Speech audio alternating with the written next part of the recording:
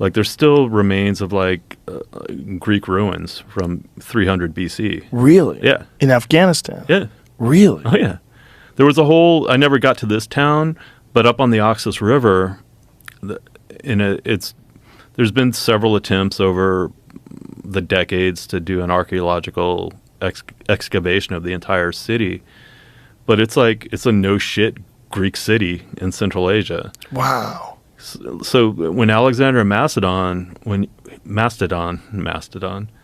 Alexander of Macedon, Alexander the Great. yeah, was his campaign in Asia, so he pushed all the way to the Indus River, but what he would do along the way is establish Alexandrias. So you know Alexandria in Egypt, but there's multiple Alexandrias. Like the etymology of Kandahar, the town in Afghanistan, is, if you go back, it was Iskandahar, and Iskandahar literally means Alexandria. That was one of the Alexandrias that he established in Central Asia and all over Persia and Asia Minor, and like that was the thing. So it was a way to kind of maintain a foothold in that part of the world, like build a city, establish like a Greek education system to educate the locals in the Greek model. So he was kind of projecting, he was in it for the long game. Like, this is part of Greece. It's going to be Greek. And the Greco-Bactrian empire, if you want to call it that, probably lasted like 100 years, and then it just fell apart. Is there like documentation of the Greek cities, the ruins in Afghanistan? Yeah. Jamie, can you pull some of that up so you can find any of that? That's fascinating. I had no idea. So the old Alexandria. So here it is. Wow. Yeah. That's incredible. Yeah. And so that's just abandoned now? Yeah. That's amazing. Mm-hmm. And this is from 300 BC? Yeah, around that. Wow. That's amazing. I had no idea. So at one point in time, that had been some sort of a thriving community. Yeah, the city on the Oxus, Iconium. See where it says Iconium, Wikipedia? That was the city on the Oxus. Wow. Yeah. Wow. So they had an amphitheater. Yeah, it was a full-on Greek city. That's incredible. Yeah. That is wild. And so how did they maintain it, and how did it collapse? I mean, I don't know. Look at that. That's intense, man. But that's up north in Kunduz.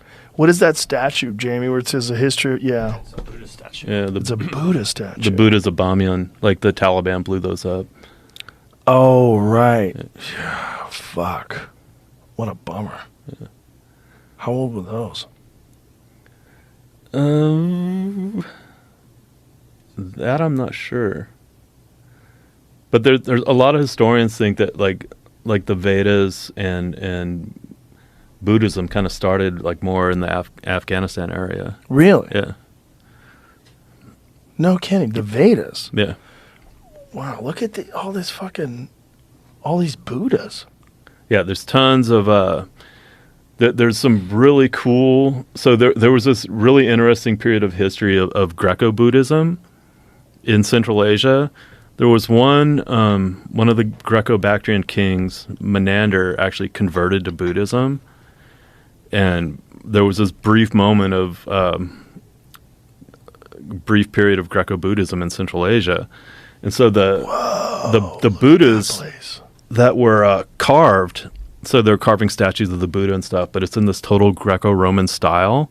So they're beautiful pieces of art. And it's literally a Greek Buddha. You look at it stylistically, and it's like, that's Greek, but it's a Buddha, and it's cool, flash in the pan of history. See if you can find any images of that. Are those all gone? Did the Taliban blow them all up? No, these. So there's actually some at the Met in New York that I've seen. I've seen some at the National Museum in Kabul. Look at that. So Yeah. That's so strange because it's so obviously like influenced by Greek art. Yeah, the folds in the robe and all that. Yeah. Yeah. Wow. Wow. It's really, really cool, really interesting. Human civilization is so bizarre. The rise and fall of these empires and these civilizations, and for you to go and visit it in the middle of combat must have been particularly bizarre. Yeah, like I would try to get in, do my share of, for lack of a better term, like tourism. Like I went to the old citadel outside of Kandahar, where you right now when you're on the ground it doesn't look like anything, but if you go to like Google Earth, you can see the old outline of the city walls, and you could see the citadel in the middle, and it's like it's still there, the remains of it. Um, like up in Nuristan, which is a super interesting part of Afghanistan. It's like the northeast part of the country, and it's a region that wasn't even converted to Islam until the end of the 19th century.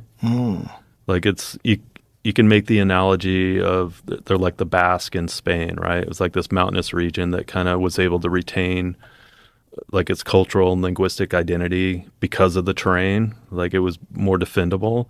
So Nuristan was like that as well. And so they were finally forcibly converted to Islam into the 19th century. And before that, they were called Kafiristan, which is like land of the infidel. And then once they underwent the conversion process, they became Nuristan, which is land of the enlightened. Oh wow. Yeah. But it's such an interesting place. I liked it a lot because it reminded me of home where I grew up, because you have like alpine forest. It looks like Yosemite. Like if they could ever have peace there, they could have like a trekking industry, ecotourism, whatever, like White River rafting down the Kunar River. Like is gorgeous.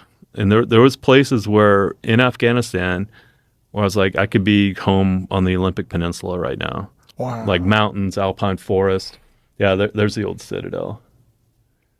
That's incredible. Yeah. I had no idea this stuff was there. Yeah.